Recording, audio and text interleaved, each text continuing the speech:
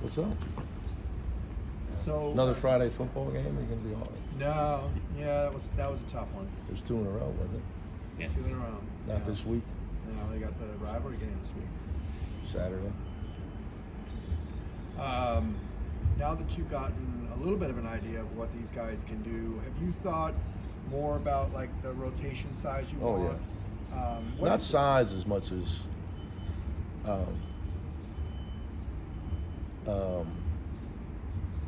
lineups, best lineups, where you can look at the plus minus analytics. You can, obviously we're looking at all that stuff. But then again, it can be skewed because your opponents are different. So that stuff's tricky. But I'm looking at all of it.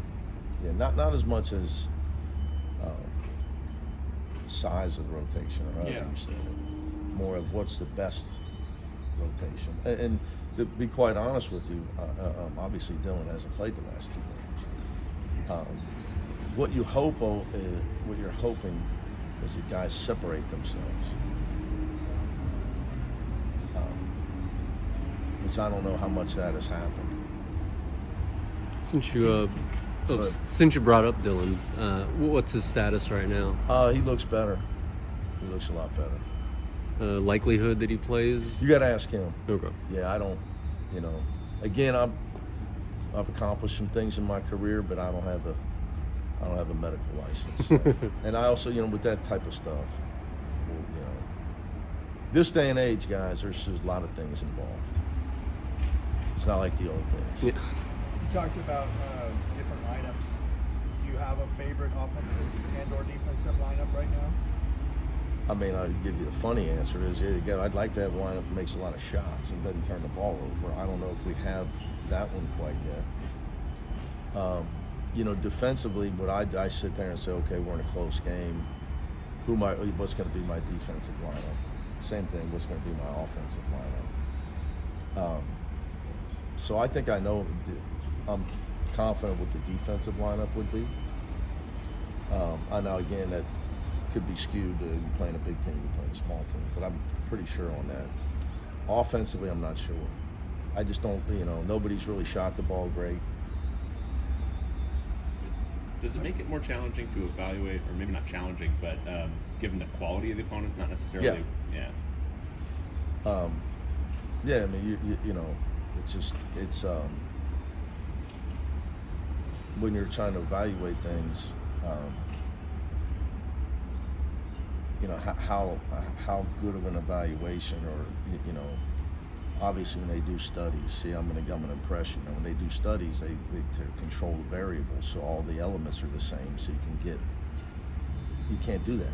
Right. But that's why it is good to play a tough game early that we probably weren't ready for against a team that was really ready to get some reality for us. But yeah, it's really hard to do to answer your question. A couple weeks into the season, are there any players whose voices have become like louder as leaders as the season's gone along? Not enough. And we've got great guys. Not enough. Our guy that's played the most for us, Dylan, hasn't been playing. And like I said, this was been starting 5 transfers the last 2 games. Now I know Lazar played for us last year, but he's not the loudest guy. He talks a lot in practice, but he's not a loud guy with it. So we don't have a clear-cut leader, which I think, this day and age, I'm going to say there's 4.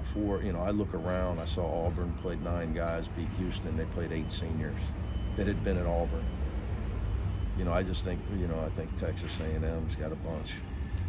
I think Marquette returns a lot of guys. People that have guys that have won and probably have leadership. The rest of us in this era are trying to develop it on the fly. I know he's a freshman, but does Trent have any of those traits? I think he does, but it's almost, you're the youngest guy on the team. Yeah. It's not redshirt, that's tough. You do have one of the toughest non-conference schedules with Arizona, Gonzaga, North Carolina, and New Mexico. What's it going to take to get one of them to come to Poly in future seasons? I mean, is that? You want to give them a bunch of NIL money, they might do it. How does that work? Like, so, you know, playing Gonzaga, 2 neutral site games versus playing one here and one at their home. How does that? There's a promoter involved. The money gets dispersed. You can figure it out from there. Okay. There's a reason everybody's doing it. All right. So are we never probably going to see those marquee? Man, I don't know home what homes? I don't know what's going to happen year to year. But I would say there was an era where it was the Pac-10. You know, before that, the Pac-8. You know, you're in an era of 20 conference games, and I'm here to tell you that television wants 22. That when you go to league meetings, they try to push that on you, your television partners. They want 22. So you're in an era of neutral site games to raise money. You're in an era of television contracts. So making you play 20 league games. It's just the era of home and home non-conference games. I mean, how many have you seen? A few. Yeah. And they were because they were on back end of the contract. Yeah. Yeah. They're not going to be renewed, probably. Yeah. You feel bad for the fans who, you know, are used to, you know, one of those games a season that buy season tickets, and now, you know, they have to go to Phoenix or Madison Square Garden. I mean, look, the whole thing's changed. It just is what it is. Yeah. You know, I think there's bigger, you know, if you were to ask our fans, they'd prefer that we were in the Pac-12 and the old Pac-12 was still intact. They would pick that first over non-league games. Yeah. Yeah. I think if you lined up like list of importance of things that they would care about, Yeah. you know. So, you know, Jay Billis and all the guys, they're talking heads that led down the charge to this whole thing. You know, as the Zen master said one time, you know, we'll see. This is going to be a good thing. We'll see. This is, you know, what you got to realize is that, you know, there's cause and effect to everything. You know, so, you know, well, it's about the money, and now, you really think that this is all over? No, just starting. You really think that this is all over? You think Ohio State's going to take an equal share of the Big Ten TV money for the rest of time?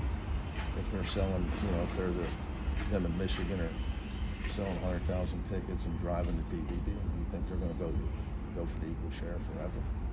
Just like we wanted more in the Pac-12. But once you start down that rabbit hole, I mean, where does it end?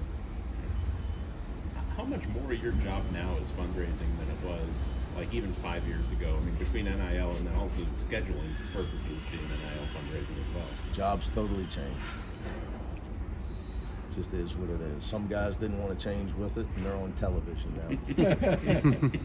Or they're on a beach. I mean, it's just, you could look, you know, history's taught us one thing is that times change. So you got to be willing to change with the times.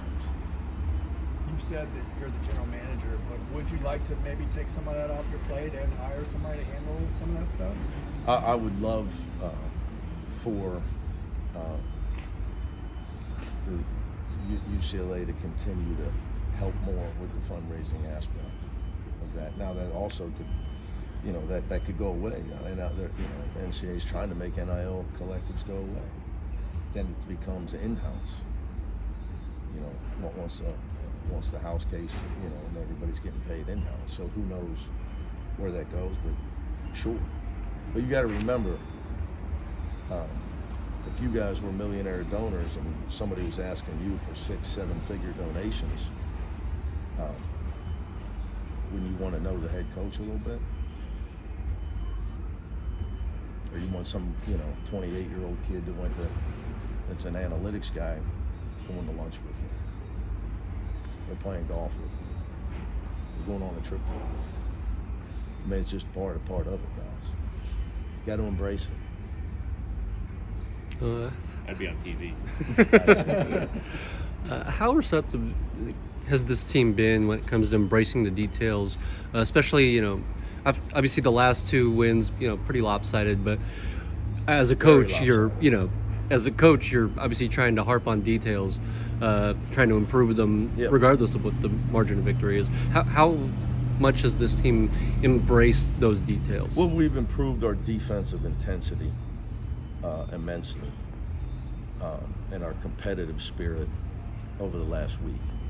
And that's it's got to be who you are. It can't just you are who you are every day in practice. I try to tell my guys that. Can't just be that way because I was furiously upset over our performance in Vegas.